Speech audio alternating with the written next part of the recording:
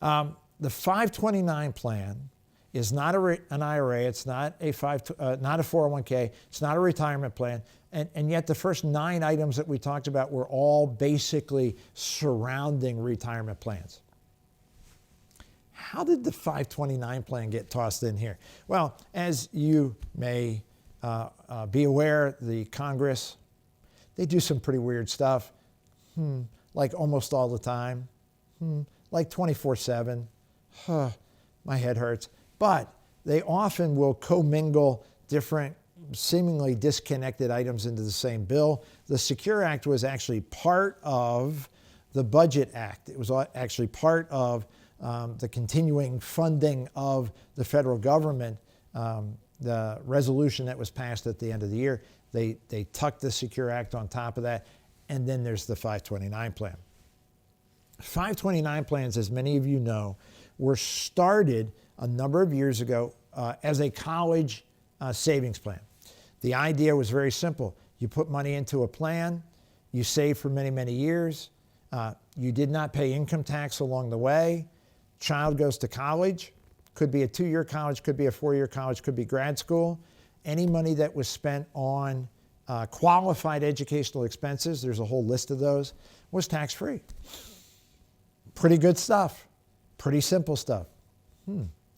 And then several years ago, actually under President Trump in the Tax Reform Act, I think of 2018, might be 17, my apologies, the 529 plan was expanded.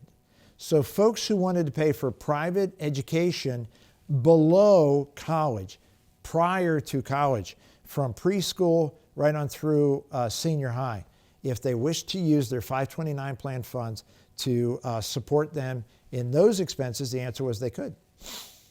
That was pretty cool. And it expanded the urgency of funding a 529 plan. Many folks say, hey, I'll do a 529 plan when my child is born. Once that got expanded, it became clear that lots of folks should be starting their 529 plans prior to the birth of their children, prior perhaps even to their marriage. So well in advance, and they need to enlist grandparents, et cetera, in supporting that because you need a great deal more money and you have less time to accumulate it. Now, having said all that, one of the kind of outliers on the whole educational scene were student loans. And folks who were accumulating student loans at pretty high levels, really, really painful. 529 plan now allows a once-in-a-lifetime $10,000 distribution to pay down student loans.